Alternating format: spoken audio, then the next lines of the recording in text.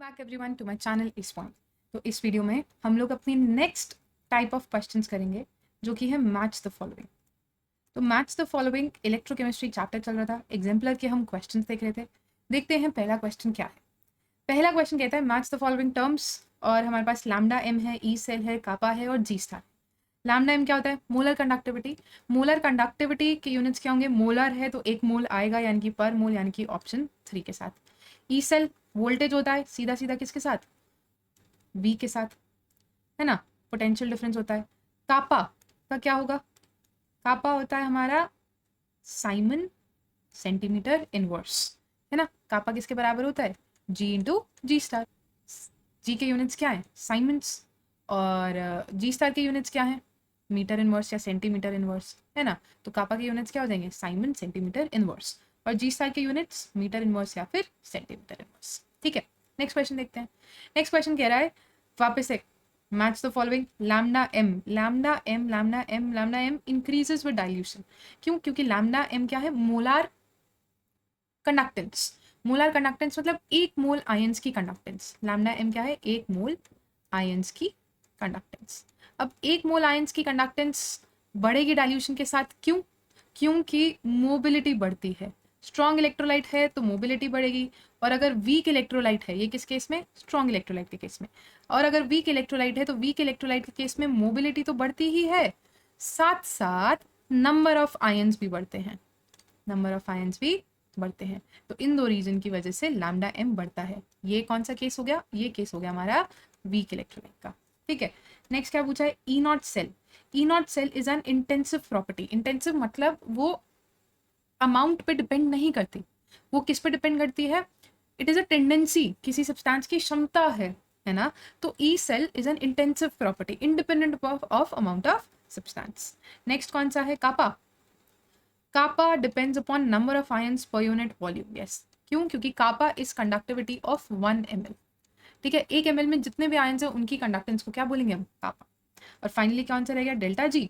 Delta G क्या होता है? डेल्टा जी बराबर होगा, डेल्टा जी होगा हमारे एक्सटेंसिव प्रॉपर्टी। क्यों? क्योंकि एनर्जी है, और एनर्जी डिपेंड करती है नंबर ऑफ पार्टिकल्स पे। तो डेल्टा जी क्या हो गया? Extensive property. नेक्स्ट क्वेश्चन देखते हैं। नेक्स्ट क्वेश्चन कह रहा है लेड स्टोरेज बैटरी में क्या होता है? तो लेड स्टोरेज बैटरी में पीबी, और पीबी हमारा एनोड की तरह एक्ट करता है और पीबीओ2 कैथोड। तो अगर हम एनोड पर रिएक्शन देखें तो एनोड पर पीबी की ऑक्सीडेशन होगी किसकी प्रेजेंस में? H2SO4 की प्रेजेंस में। क्या बनाएगा वो? PbSO4 बनाएगा, और साथ में यानी कि 2 इलेक्ट्रॉन का उसने क्या किया? लॉस किया। ठीक है, यहीं कैथोड की बात करें तो कैथोड पर रिडक्शन होगी। किसकी रिडक्शन होगी? PbO2 की। वापस से H2SO4 की प्रेजेंस में रिडक्शन होगी, क्योंकि इलेक्ट्रोलाइट हमारा H2SO4 है। क्या बनेगा? PbSO4, और इस केस में ये 2 इलेक्ट्रॉन गेन करता है। आगे mercury cell. Mercury cell has gives steady potential. क्यों मर्क्यूरी सेल स्टडी पोटेंशियल इसलिए देता है? क्योंकि उसमें किसी भी तरह के आयंस प्रेजेंट नहीं होते हैं। नेक्स्ट क्या है? Fuel cell. फ्यूल सेल की मैक्सिमम एफिशिएंसी होती है। क्यों? क्योंकि वो मिलता है हमें कंबशन रिएक्शन से। फ्यूल सेल में जो एनर्जी मिलती है वो मिलती है कंबशन रिएक्शन से। नेक्स्ट क्या है? Rusting. Rusting is prevented by galvanisation, है ना। तो गैल्वेनाइजेशन के दौरान हम एक रिएक्टिव मेटल होता है, जैसे जिंक एक रिएक्टिव मेटल है, उसकी कोटिंग कर देते हैं आयरन के ऊपर to prevent rusting. Rusting is basically oxidation. ताकि आयरन की ऑक्सीडेशन ना हो, हम उसके ऊपर किसकी कोटिंग कर देते हैं? जिंक की।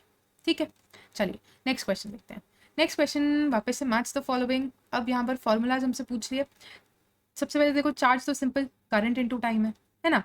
और अल्फा क्या है? Degree of dissociation. किसके बराबर होता है? Lambda m upon lambda not m. Lambda m is calculated at any concentration and lambda not m is calculated at infinite dilution. Lambda m molar conductivity होता है कापा बाय सी, और kappa होता है G star upon R. Kappa क्या है? जी into जी star, है ना। और जी को कैसे लिख सकते हैं? 1/r। तो कापा क्या हो गया? जी स्टार अपॉन। ठीक है, नेक्स्ट क्वेश्चन देखते हैं। अब नेक्स्ट क्वेश्चन कह रहे हैं मैच द फॉलोइंग। वही मैच द फॉलोइंग है। ठीक है, फ्यूल सेल की बात करें। फ्यूल सेल तो हमें पता है क्या होता है, converts energy of combustion into electrical energy. ठीक है, अगला कौन सा है? नेक्स्ट है हमारा लेक्लांचे सेल। लेक्लांचे सेल में रिएक्शन एट एनोड। हाँ, लेक्लांचे सेल में क्या होता है? जिंक की ऑक्सीडेशन होती है। जिंक ऑक्सीडाइज होगा तो वो कहाँ पर होगा? एनोड पर होगा। फिर nickel cadmium cell. Nickel cadmium cell हमारा रिचार्जेबल होता है, तो हमें ये ध्यान रखना है, ये तो सब चीज़ें याद होने वाली चाहिए। फिर हमारा फ्यूल सेल। फ्यूल सेल ये तो ठीक है, कन्वर्ट्स एनर्जी। फ्यूल सेल साथ ही साथ हमारा सेल रिएक्शन में हाइड्रोजन का कंबशन है फ्यूल सेल में, ठीक है। मर्करी सेल ये तो हमें पता ही है, mercury cell does not involve any ions in the solution and is used in hearings, ठीक है। तो ये बेसिक एप्लीकेशन है, चैप्टर के लास्ट में प्राइमरी बैटरी, सेकेंडरी बैटरीज और ये सब दिया हुआ है, याद कर लेना। बेसिक छोटे छोटे क्वेश्चन आ ही जाते हैं वहाँ से, है ना। चलो नेक्स्ट देखते हैं। नेक्स्ट कह रहा है match the following items basis on the data given below. अच्छा ये एस नहीं, ये नॉट है, ठीक है, ये सब नॉट दे रखा है। ओके तो पहला क्या है, F2। F2 यहाँ पर देखो, F2 से F माइनस जाने का सबसे ज़्यादा टेंडेंसी है ना, 2.87 वोल्ट्स है। तो F2 is the strongest oxidizing agent. Why? Because उसकी रिडक्शन की, उसका SRP सबसे ज़्यादा है। तो F2 is the strongest non metal which is the best oxidizing agent is F2। ए पर कौन सा ऑप्शन आया? 3, ठीक है। Next lithium. लिथियम की बात करें तो लिथियम में क्या होगा, ध्यान से देखोगे तो लिथियम का रिडक्शन पोटेंशियल सबसे कम है। तो it is a metal which is the strongest oxidizing agent, है ना। Lithium is a metal which is the strongest oxidizing agent. क्यों? क्योंकि उसका रिडक्शन पोटेंशियल सबसे कम है।